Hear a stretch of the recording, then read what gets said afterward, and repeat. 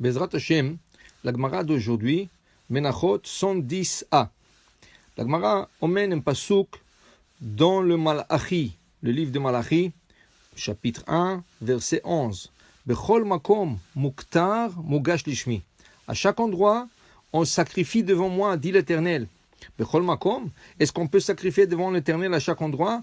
Il est interdit de sacrifier quoi que ce soit en dehors du temple. Regardez, même quand on fait kaparot, le jour de Kippour, ils ont choisi le poulet. Pourquoi le poulet? Pour qu'on n'utilise pas ni mouton, ni chèvre, ni un animal qui est sacrifié sur l'autel. Car ça a l'air comme si on fait un sacrifice en dehors du temple. Et celui qui fait un sacrifice en dehors du temple, karet, has v'shalom. Alors comment est-ce possible que le prophète Malachi dit Bechol makom muktar lishmi, mugash lishmi? Amar Rabbi Shmuel bar Nachmani, Amar Rabbi Yonatan, Elu talmidei chachamim ha'oskim baTorah bechol makom.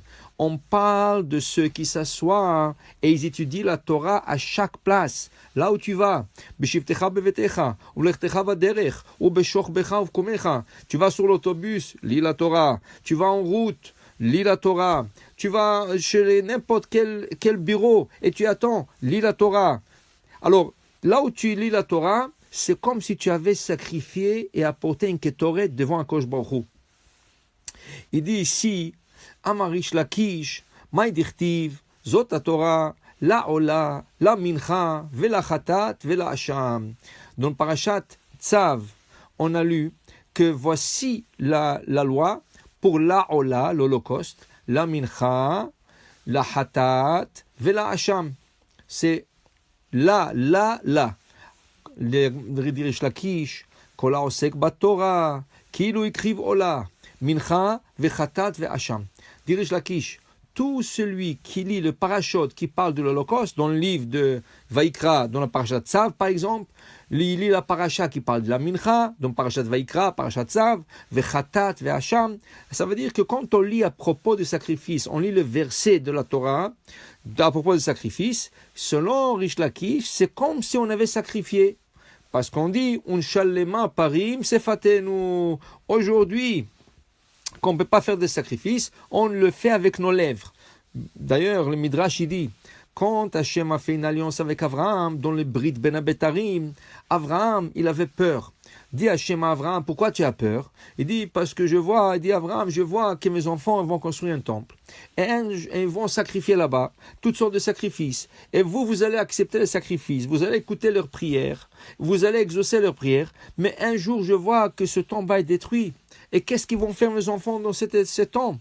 Dit Akadosh Baruch Hu à Abraham, sache une chose Abraham, quand ils vont lire le parachute qui traite des sacrifices, je considérais comme si ils avaient emmené les sacrifices. Ça veut dire qu'une personne qui a profané la Shabbat par erreur, ça veut dire que c'est quoi par erreur? Par exemple, il est sorti dans le domaine public, il n'y a pas de hérouve, et là il trouve un Kleenex dans sa poche.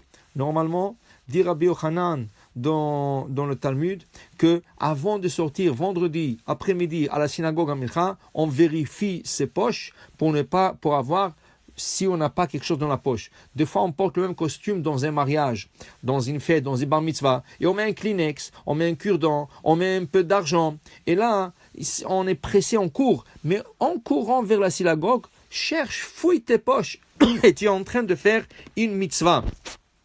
Et si la personne n'a pas vérifié, elle est sortie le Shabbat dans un endroit qui n'a pas Hérouv, elle a fait un transport, un de 39 travaux qui est interdit le Shabbat.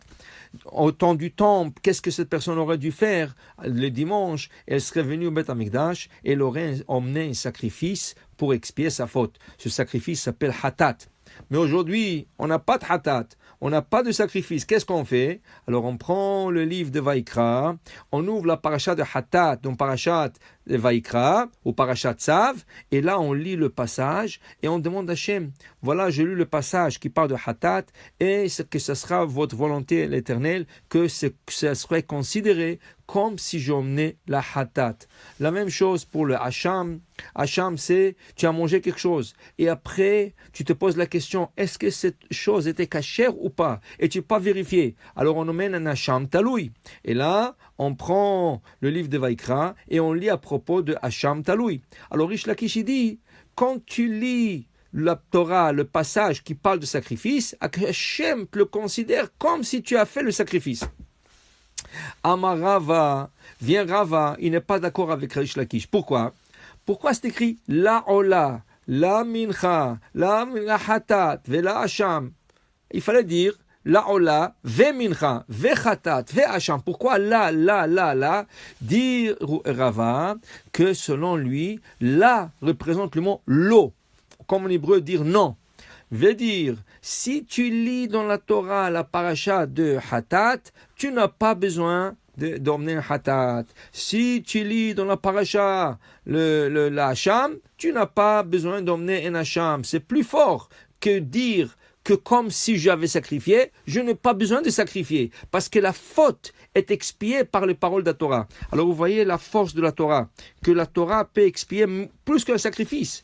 Selon Rish Lakish, il faut emmener le sacrifice, et puisqu'on ne peut pas l'emmener, alors dans ce cas, on étudiera la paracha, alors c'est comme si on l'avait emmené. Mais selon Rava, pas comme si tu l'avais emmené, tu n'as pas besoin de l'emmener, parce que la Torah elle-même, elle expie tes fautes.